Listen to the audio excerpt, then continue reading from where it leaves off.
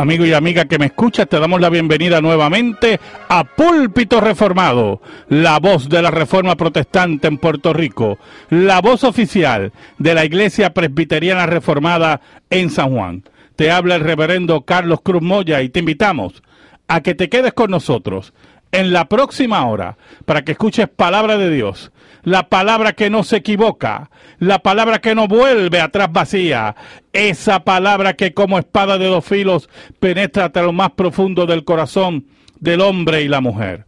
En esta hermosa noche en San Juan de Puerto Rico vamos a tener el tema Opiniones apóstatas en Semana Santa. Opiniones apóstatas en Semana Santa. Así que amigo y amiga que me escucha, busca tu Biblia, la palabra de Dios, la única regla de fe y conducta para discutir un tema tan interesante. Opiniones apóstatas en Semana Santa. En esta noche me acompaña el diácono Ángel Carrasquillo. Buenas noches, hermanos, y que el Señor les continúe bendiciendo. Y el hermano Andrés Martínez. Dios bendiga a los que nos oyen. Así que amigo y amiga que me escucha, busca tu Biblia, la palabra de Dios, la única regla de fe y conducta, y buscamos segunda de Timoteo, capítulo 4, versículos del 1 al 5. Segunda de Timoteo, capítulo 4, versículos del 1 al 5. Dice así la palabra del Señor. Te encarezco delante de Dios y del Señor Jesucristo, que juzgará a los vivos y a los muertos en su manifestación y en su reino, que prediques la palabra, que instes a tiempo y fuera de tiempo, redarguye, reprende, exhorta con toda paciencia y doctrina, porque vendrá tiempo cuando no sufrirán la sana doctrina, sino que teniendo comezón de oír, se amontonarán maestros conforme a sus propias concupiscencias y apartarán de la verdad el oído y se volverán a las fábulas. Pero tú sé sobrio en todo, soporta las aflicciones, haz obra de evangelista, cumple tu ministerio. Amén. En esta noche, hermanos, que estamos todavía en la Semana Mayor, mañana el cristianismo alrededor del mundo conmemora el triunfo de Cristo sobre la muerte y la confirmación que el Gólgota es la salida de Dios para su pueblo, la salida de Dios para todos aquellos que crean que están cargados y cansados, y que vengan a los pies de Jesucristo por el poder del Espíritu Santo. En esta semana, por ser una semana de efervescencia religiosa, los periodistas en nuestro país pues se han dedicado a buscar las opiniones de diferentes religiosos, y hemos notado, ¿verdad?, que el periodismo en nuestro país tiende a buscar las opiniones de religiosos que son apóstatas, que están en iglesias apóstatas, iglesias que han rechazado la revelación bíblica, que es aquí el problema básico, porque cuando usted rechaza la Biblia como revelación, como la voz de Dios, como la palabra de Dios, entonces se convierten en aquellos creadores de fábulas, como dice el apóstol Pablo, creadores de opiniones contrarias a la revelación bíblica, la cual ya no creen, y en palabras así leguleyas, buscan tratar de engañar a su grey y al pueblo cristiano. Y hemos visto varias opiniones en esta semana que queremos discutir con ustedes, ¿verdad? Por ejemplo, hay una opinión que enfatiza en forma desmedida y dislocada, tergiversada, a la figura de Jesús como aquel que se acerca a la gente, especialmente a la gente que no pensaba igual que él, igual que uno, ¿verdad?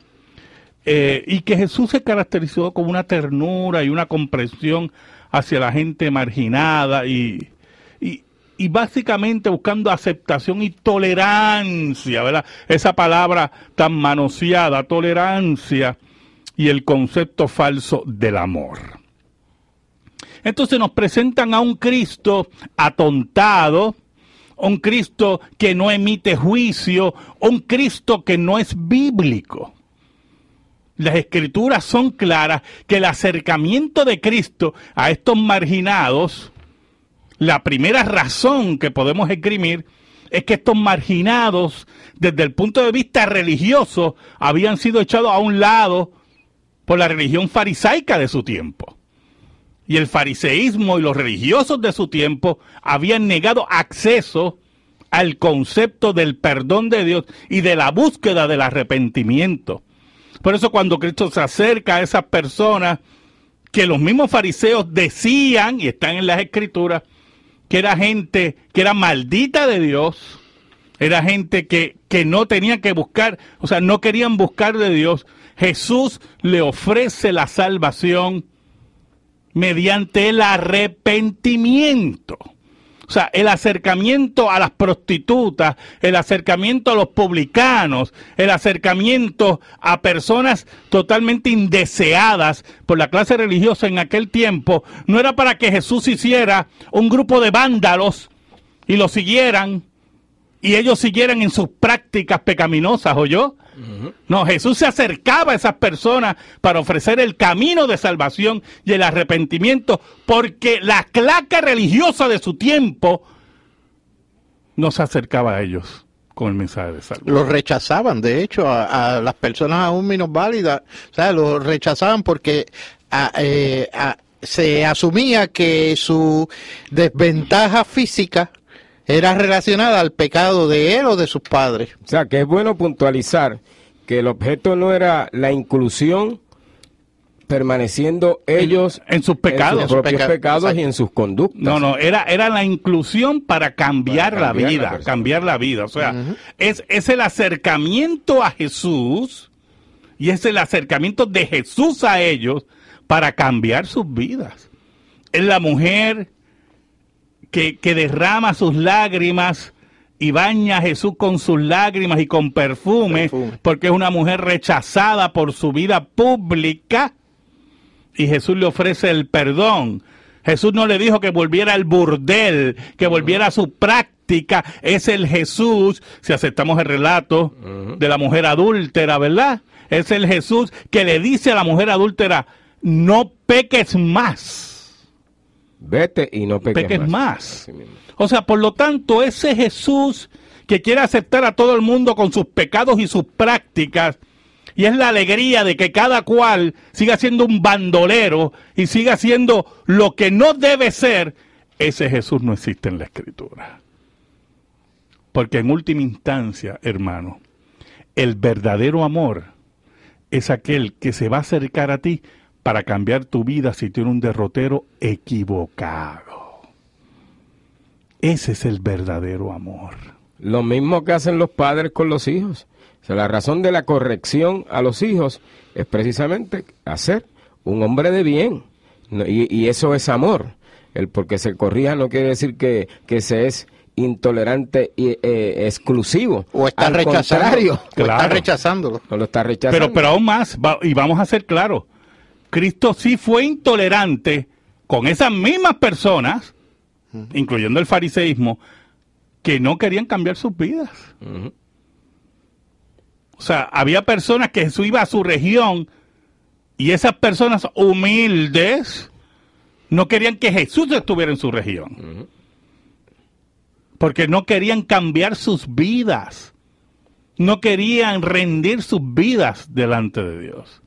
Y muchos de esos humildes y muchos de esos que Jesús también sanó, que Jesús les predicó para que cambiaran sus vidas, fueron los mismos que en Viernes Santo gritaron, crucifícale, crucifícale.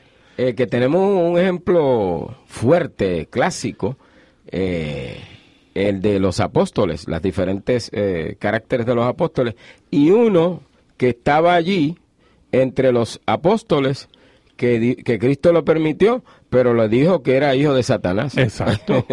No le dijo que era bueno, sino que Judas, lo confrontó, ¿sabes? Sí. con su pecado, ¿no?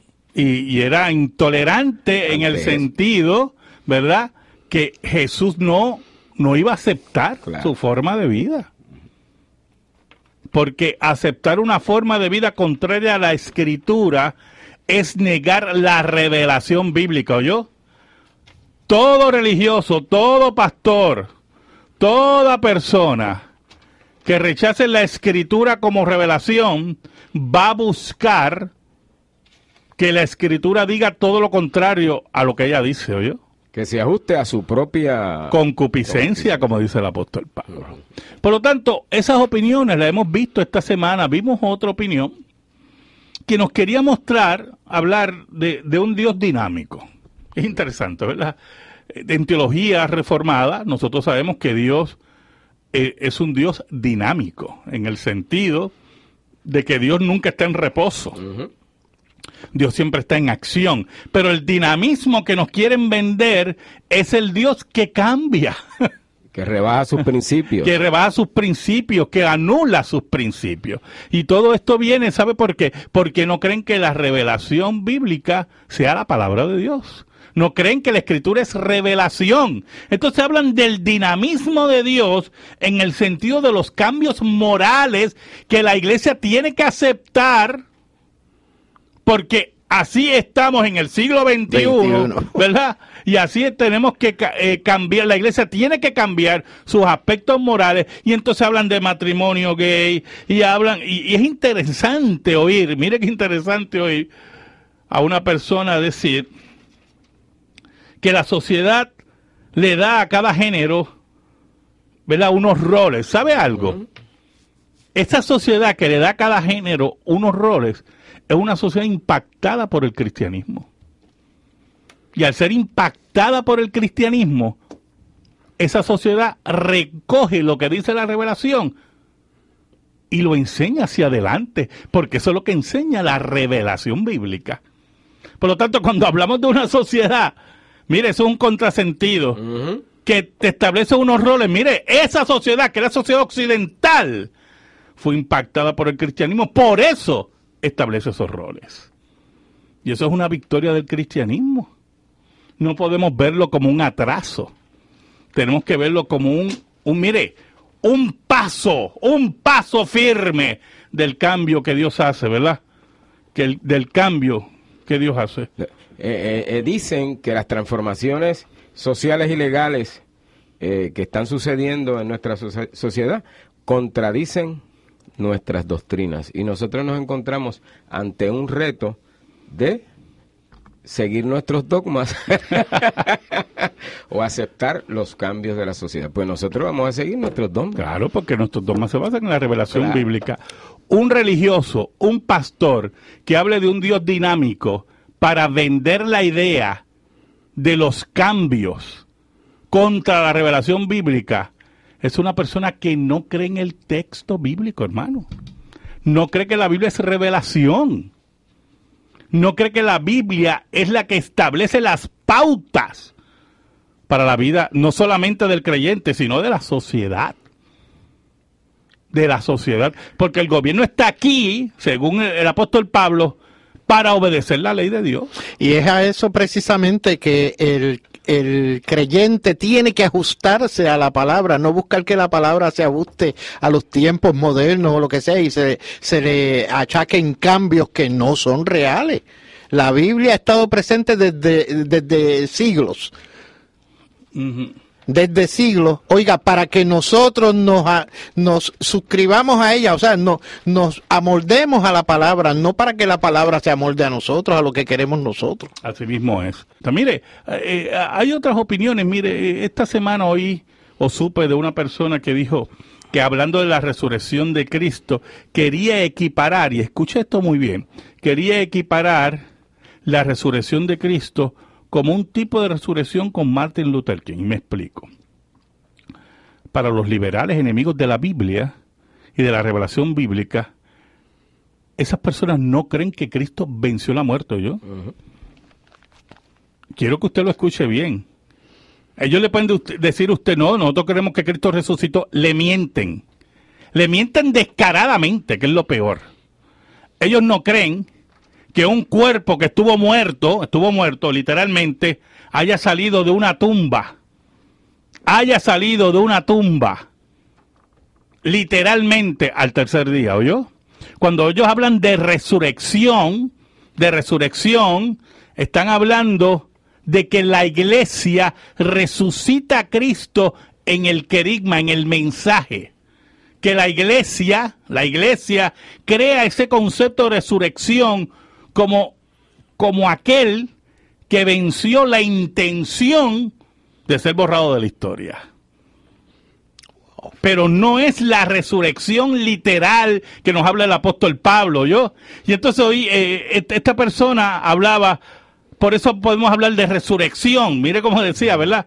Así como Martin Luther King ha resucitado en ese mensaje, ¿verdad? O sea, cada vez que se repite el mensaje de Martin Luther King, está vivo. Está vivo. Y eso no es la vivencia que nos habla la Escritura. Esa es la herejía. Sí, es una esa es la mentira. Eso es una reinterpretación del texto que no es respaldado por el texto, porque el apóstol Pablo nos dice que si Cristo no resucitó, van en nuestra fe. Y por eso dice, porque entre ustedes hay gente que dice que los muertos no resucitan. Por lo tanto, estamos frente a personas en su profunda concupiscencia que en Semana Santa niegan precisamente el mensaje de Semana Santa. Amén. Que Cristo murió y resucitó para que todo aquel que crea en Él no se pierda y tenga vida eterna. También nos hablan de prejuicios, nos hablan de que hay unas estructuras que se han creado para eliminar a la mujer, para eliminar a los homosexuales, para eliminar a los divorciados. Mire, hermano, yo le voy a decir algo muy claro. La Escritura establece las pautas de la vida cristiana y de la moral. La ley de Dios, el tercer uso de la ley, como se llama en teología, es aquel que nos marca cómo debemos vivir. ¿Oyó? Y Dios establece cuáles son los roles del hombre y la mujer. Y no la sociedad. Y no la sociedad. Y Dios es el que establece cuáles son los roles del homosexual. Y lo que Dios le dice al homosexual que vive en su homosexualidad es que se arrepienta de su pecado y punto. Y punto. Y Dios te establece cuál es el problema con el divorcio. Y lo que Dios quiere en relación al divorcio. Y por lo tanto, las personas que le dan las espaldas a la Escritura y a la revelación de Dios no quieren construir el reino de Dios como Dios dice que debe ser construido. Aquí nosotros no estamos construyendo el reino de Dios como lo diga el mundo o como nos digan los enemigos de la iglesia de Cristo. Aquí se construye el reino de Dios como Dios dice que debe ser construido. En ese sentido, y esto es muy importante, cuando la iglesia apóstata trata de buscar el apoyo del mundo, o la gracia del mundo, o reírle las gracias al mundo, es la iglesia apóstata la que ha traicionado a Dios.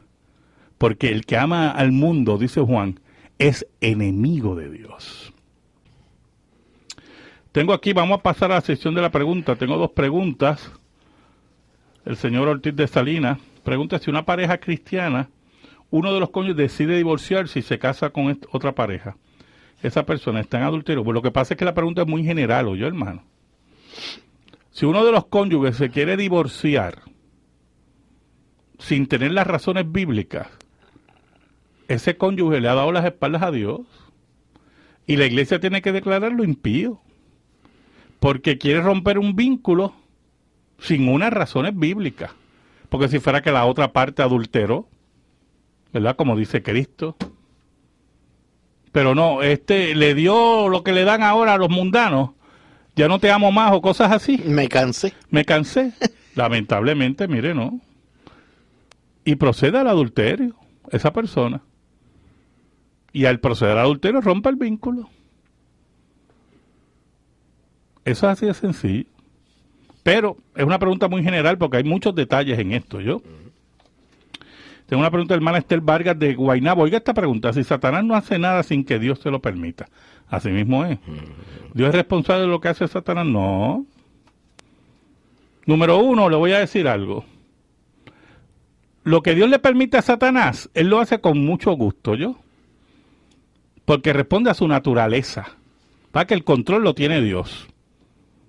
Y todo lo que hace Satanás responde a su naturaleza. Dios ni lo empuja ni nada. Lo que Dios le permite a Satanás hacer, él lo hace según su naturaleza. Eso es lo primero. Y lo segundo, hay un área ahí del misterio que nosotros no podemos penetrar. La Biblia dice que Dios no peca, ni miente. Y al mismo tiempo que tiene el control de todas las cosas. Por lo tanto, entramos en un misterio. Pero no podemos negar el texto, sino aceptar que llegamos a un misterio. Pero téngalo por seguro, Satanás va a hacer todo aquello que Dios le permita, y él lo va a hacer con mucho gusto, porque responde a ¿qué? A su naturaleza caída y pecaminosa. Sigue llamándonos, 787-724-1190, 787-724-1190, queremos orar por ti, queremos contestar tu pregunta, queremos saber tu opinión de nuestro programa, 787-724-1190. Dentro de estas opiniones apóstatas que tenemos en Semana Santa, ¿verdad? Es interesante, ¿verdad? Tengo una pregunta aquí del hermano Alberto Espada Coamo. Dios ama al homosexual. Mire la pregunta, mire la pregunta. Es importante lo siguiente, hermano. Dios ama toda su creación, ¿oyó? Dios ama toda su creación, toda su creación. Por ejemplo, Dios ama todos los animales que ha creado. Pero el amor que Dios tiene por los animales no es el mismo que tiene por el ser humano. Claro. Como tampoco, ¿verdad? En casa nosotros tenemos 2 gatos, un ejemplo, ¿verdad? Y yo tengo una gata ahí que quiero mucho, pero no, el amor que le tengo a la gata no es el mismo que tengo a mi esposa, ¿oyó? Téngalo por seguro. Así ocurre en Dios. Dios ama toda su creación. Y ama a los pecadores en el sentido, y esto es muy importante, en el sentido que son su creación. Pero hay un amor especial para aquellos que por el poder del Espíritu Santo vienen al arrepentimiento. El homosexual que no venga al arrepentimiento no tiene el amor especial de Dios. Tiene el amor general que Dios tiene por todo lo creado. Y que lo preserva y lo mantiene vivo. Claro, porque Dios lo puede, mire, Dios tiene el poder de matar a quien quiera. Así que ese amor general por su creación, claro, está todo el mundo ahí. Pero el amor especial de Dios, salvífico, es para los suyos. Que el Espíritu Santo trae, porque la Biblia dice que el Espíritu Santo vino a convencer al mundo de pecado. Así de sencillo es esto. Por lo tanto, cuando la gente pregunta que si Dios ama al homosexual, hay que ver por qué línea viene. Porque mire, Dios amaba al ladrón en la cruz. Ahora, ¿usted creía que Cristo quería que él siguiera robando? Si el ladrón se hubiera encontrado con Cristo antes de la crucifixión y se hubiera rendido a los pies de Cristo, que Cristo le hubiera dicho, yo te amo tanto, sigue robando, olvídate, yo te amo como que, mire hermano, no vengamos con ese cuento a este nivel. Porque eso no es así, eso no es así. El amor está casado con la verdad. Así mismo es. Así mismo es. Eso es lo que dice la Escritura. Cuando oímos, dentro de las opiniones apóstatas de la Semana Santa, decir que tenemos que volver a interpretar las Escrituras a la luz del siglo XXI, mire, hermanito. ¿Usted sabe de dónde viene eso? Del Averno, del infierno viene eso. Viene del reino de las tinieblas, porque la Biblia dice todo lo contrario. No os conforméis a este siglo, dice la Biblia, sino renovaos el entendimiento, basados en la Escritura. Nosotros no podemos conformarnos a este siglo. Entonces oímos a estos apóstatas diciéndonos que la Escritura debe amoldarse al siglo XXI. ¿Cómo el mundo nos va a dictar a nosotros cómo debe ser interpretada la Escritura? El carácter de Dios inclusive. O sea, no puede. Esa no es la vía, no es de adelante para atrás, es de atrás para de adelante, de la Biblia como el principio hacia el mundo. Así mismo es. Entonces oímos esas opiniones y los periodistas que saben de la Biblia, lo que yo sé de física nuclear, creen que es la gran maravilla. ¿Sabe por qué? Porque no conocen a Dios tampoco. Y se juntan así, maestro, según su concupiscencia, como dice el apóstol Pablo a Timoteo. Hay otra opinión de esta Semana Santa, que la iglesia, la que sea, cristiana, debiera bendecir a las parejas heterosexuales que no se quieren casar. Mire qué cosa increíble. Ahora vamos a fomentar la fornicación. Vamos a fomentar vivir en forma... por la libre. En concubinato. En concubinato. La iglesia, que debe ser un elemento de cambio y de protección de la familia, y por cierto, de protección de la mujer, porque le voy a decir algo, y esto es muy importante lo que le voy a decir. El matrimonio, a quien más proteja a la mujer. Porque el hombre engancha y sigue caminando yo. Y para encontrarlo después es un lío, hay que ir a los tribunales. Y entonces usted está fomentando que se bendiga la vida sexual, la vida en pareja sin matrimonio. Eso fue una de las opiniones, oyó, esta semana. Y que la iglesia se enrede en esa barbaridad, dándole las espaldas a la Escritura, porque ese es el pensamiento del siglo XXI. Pero qué canallada más increíble podemos escuchar aquí. Rehuyendo la responsabilidad que viene con ese matrimonio de ambas partes. Una contradicción. Aquellos que defienden el matrimonio entre homosexuales del mismo sexo, dice que para que tengan los derechos de si se divorcian o si muere uno, reciba los beneficios. Y ahora queremos bendecir a las parejas que quieran vivir sin matrimonio. Es una contradicción. Porque, mire, y le voy a decir algo, y esto es muy importante. Ha habido revoluciones, y no voy a entrar en detalle porque esto lo he dicho aquí varias veces, en la historia de la humanidad, enemigas del matrimonio.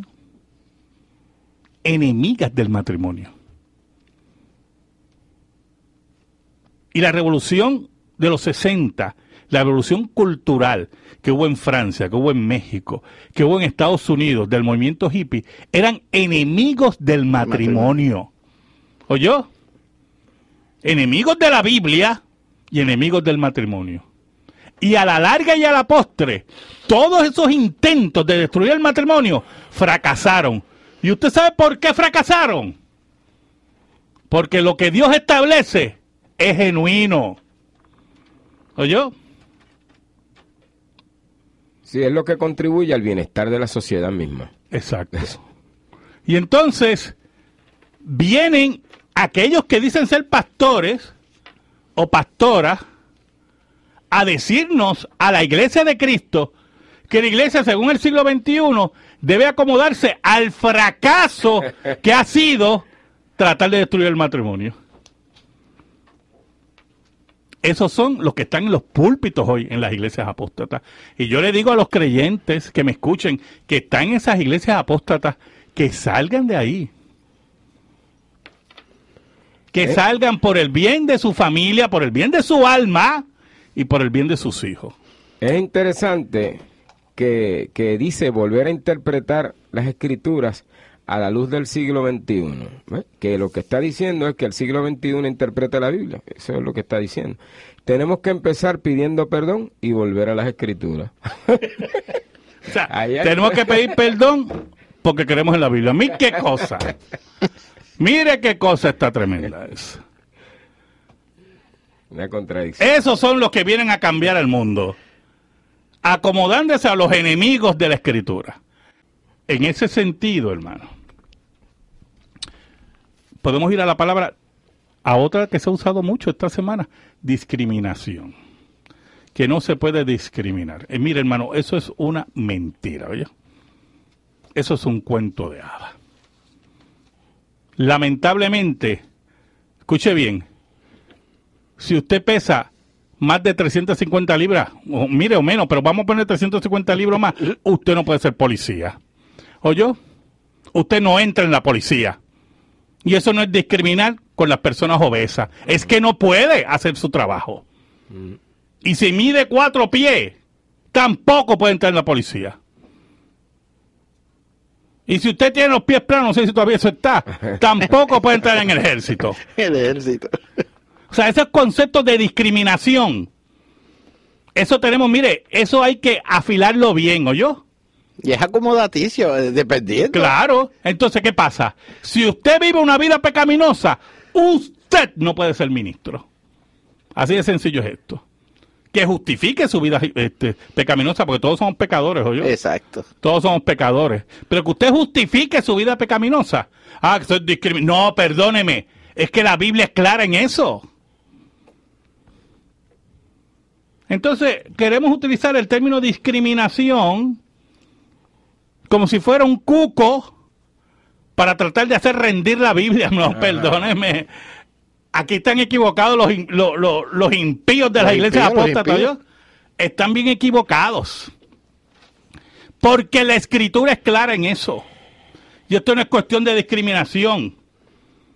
Es cuestión de lo que dice la Escritura. Y punto. Y el que se sienta discriminado, pues lamentablemente tiene que arrepentirse de su pecado. Ellos quieren que la iglesia suelte sus dogmas para que aceptemos los dogmas de ellos. Pues no, porque eso es otro mito. Sí.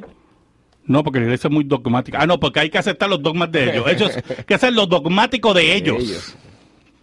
Mire, hermano, eso es otro cuento, ¿yo? Que por cierto también lo he oído en Semana Santa. No, que la iglesia es muy dogmática. Mire, hermano, todo el mundo es dogmático. ¿Oyó? Todo el mundo es dogmático. No, porque la iglesia quiere adoctrinar. Todo el mundo adoctrina. Que somos fundamentalistas. Todos somos fundamentalistas. Todo el mundo es fundamentalista. ¿Oyó? Todo va a ser del color del cristal con que se mira. Porque ellos van a defender su punto. Su punto. Y lo van a defender en qué? En forma que fundamentalista. Pues mire, yo también lo voy a defender. Ahora yo no tengo derecho. No, mi hermanito. No, ese cuento. Y es increíble que tomen Semana Santa para vomitar todas esas mentiras contra la iglesia verdadera de Cristo. Y yo le exhorto a los creyentes, yo vuelvo a llamar a los creyentes. Amén. Vaya y pregúntele a su pastor, hágale la lista de preguntas y llévelo contra la pared. Usted sabe cuando su pastor está resbalando doctrinalmente. Y salga de ahí. La Biblia es clara, salid de ella, pueblo mío, y no sea partícipe de sus malas obras.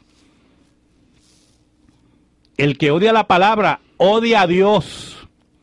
Y si le dice usted que no odia a Dios, tiene otro Dios. No el Dios de la Biblia, tiene un ídolo, un ídolo. Y los ídolos, dice el apóstol Pablo, nada son. Nada son. En ese sentido, mire, los creyentes, y con esto termino en esta noche, estamos llamados a ser firmes en lo que nosotros creemos. Y quiero decir lo siguiente, nosotros podemos usar todas las defensas que queramos. Eso no está mal, abogados y todo. Es mayor respaldo que se haga. Pero nosotros tenemos que estar listos para ser perseguidos, ¿o yo? Y es importante que los enemigos de la iglesia entiendan lo siguiente. Mientras más perseguida la verdadera iglesia sea, más grande y más poderosa va a ser. Porque las puertas del infierno nunca van a prevalecer contra la iglesia. Eso es lo que dice la Escritura. Amén. Escríbenos. Púlpito Reformado, P.O. Box 363864, San Juan, Puerto Rico 00936. Púlpito Reformado, P.O. Box 363864, San Juan, Puerto Rico 00936. Si te interesa que este programa de radio se mantenga en el aire, puedes enviar tu ofrenda a nombre de la Iglesia Presbiteriana Reformada a la misma dirección. Púlpito Reformado, P.O. Box 363864, San Juan, Puerto Rico 00936. Amigo y amiga que me escucha, muchísimas gracias. El próximo sábado, por WBMJ San Juan 1190, WCGB Juana Díaz 1060, WIBB Vieques 1370, La Isla Nena, escucharás Púlpito Reformado, la voz de la Reforma Protestante en Puerto Rico. Te saluda el reverendo Carlos Cruz Moya y le pedimos al Señor que bendiga tu vida, que bendiga tu hogar, que bendiga tu familia, que bendiga tus finanzas y que la paz de Cristo, que sobrepuja todo entendimiento, esté sobre ti y los tuyos para siempre. Que el Señor te bendiga ricamente.